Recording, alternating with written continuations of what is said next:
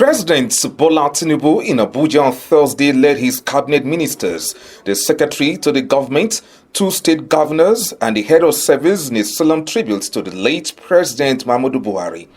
The ceremony at a special session of the Federal Executive Council honored the 8th Nigerian leader, a Civil War hero, a former military head of state, and an anti-corruption advocate who passed away on July 13, leaving a legacy of discipline and patriotism. President Tinubu, who opened the floodgates of tributes in the presence of the departed leader's children, renamed the 50-year-old University of Maiduguri Muhammadu Buhari University. Yusuf Buhari, the son of the late president, expressed the family's gratitude to Nigerians from all walks of life, including members of the diplomatic community, for the honor bestowed on his father in death. He commended President Tinubu, Vice President Shettima, and their wives for the outstanding support received by the family from the time their father fell ill until his departure on Sunday, July 13, 2025. Here are other tributes from notable politicians in Nigeria, so have a listen. Of a life whose absence will be felt for generations. We meet to honor a man whose presence once commanded his very room, whose voice once summoned the best in us, and whose conviction never bowed. Even the strongest winds of public opinion, President Muhammadu Buhari, GCFR, former head of state and former president of the Federal Republic of Nigeria, has gone to rest. Good evening, everyone. I would like to acknowledge the protocols already established. On behalf of the entire members of the late Muhammadu Buhari's family, I wish to sincerely extend our deepest gratitude to Mr. President, His Excellency Bola Tinubu, the First Lady, Senator Oluremi Tinubu, the Vice President, His Excellency Kashim Shettima, and his wife, Hajiya Nana Kashim, for your outstanding pouring support received by the family from the time he took ill until he peacefully passed on, which was Sunday, 13th of July, 2025. It has showed that he was regarded far more than a politician, but regarded as a friend and a father. To all members of the Federal Executive Council, for the care and befitting state burial accorded to our late father, we appreciate you all. I also wish to thank the Senate President, Speaker of the House of Representatives, and all the distinguished and honorable members of the National Assembly for honoring the memory of our late father during the state burial in Daura. First, let me just start by saying that Buhari was a great leader. May he rest in peace. But let me probably use this opportunity to express my personal feelings about his demise, especially on that very Sunday when we went to the hospital. I felt proud as a Nigerian that despite our political differences and our challenges, local challenges, when serious matters of death or similar issues come up, we brace up and become a united people.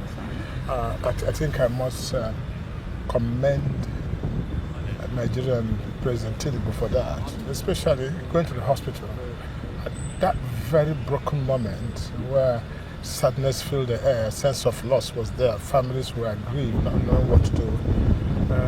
The call came, and it was all over social media that the president has ordered the vice president with a powerful delegation to leave immediately to London because we lost the leader. And that was what happened. When that news came, everybody had it. I was there with Alaj Daura and Mama Daura and some of the family members with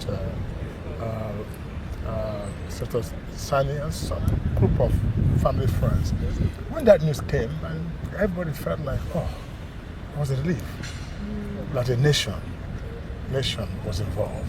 I think that was the healing point, that particular breaking news. Thereafter, the question was, has the vice president taken off? Is he coming? And when the vice president arrived, he took charge. He went to the family, he went to the hospital, he went to the embassy, he went to so many places. Took Unity. Charge. And that alone, to me, defines who we are. The chairman of the Petroleum Trust Fund, military head of state, and finally, democratic president. Yet, he was never found wanting for once. I was privileged to serve him in different capacities, and I can attest to his rare discipline. I was his campaign spokesperson in the 2019 presidential election, and then his Minister of State, first in the Ministry of Niger Delta Affairs, and later in the Ministry of Labor and Employment. From these vantage positions, I saw that he was a fierce stickler for hierarchical order and discipline. The Buhari I know will never, ever sacrifice hierarchical order and discipline on the altar of personal relationships, family ties, or friendships. Once a subordinate can no longer work with a superior, no matter how close that subordinate was to President Buhari, the subordinate will be sacrificed in order for government to function smoothly. There are several examples that I know you all remember, and as Minister of State, I enjoyed that support from him. Only very few people in history have the grace and opportunity to reinvent themselves at the highest level and to recraft their own legacies.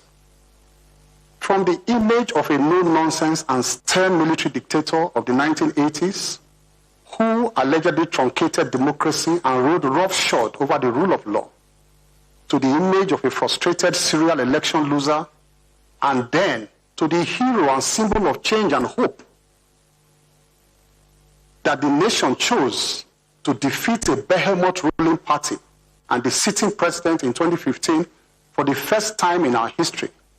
And finally, to the legacy of a sitting president who presided over a peaceful, free, and fair democratic process that produced his successor in office and peacefully handed over power.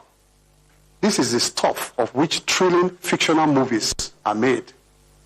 I think today was a culmination of an effort led by His Excellency President Bola Tinubu on behalf of a grateful nation to thank an honest man, a strong and resolute leader, a man of character who led this country and who straddled the country's history over the last 5 to 6 decades. On behalf of that nation, we were able to, at the Federal Executive Council, along with other national leaders, to appreciate him, but also to expound some of the values of what he lived for. His leadership is not just the 2 terms of his being a president. Right. He was the former head of state. He served as a governor in the former Northeast region, first governor of Borno State, Minister of Petroleum Resources, and in civil life. There are many lessons that we ought to derive from the lives of such a great man as President Muhammadu Buhari. So in addition to condoling his family for this great loss and the people of Katsina State, and indeed all Nigerians, and as we've seen, Africa and the world, Yes. we also have to draw the key lessons from his life. And there are several important lessons Good. that I think we should be curating for those of us left behind to build upon as we continue our journey in nationhood. What are some of those lessons? I think the first is Muhammadu Buhari, the former president, was an authentic leader. He was consistent across his lifetime in terms of what he projects and who he really was. People see that. The outpouring of love that you see across this country for this man was because people appreciated the genuineness of this individual. He was authentic. There was no dissonance between who he was in public and who he was in private.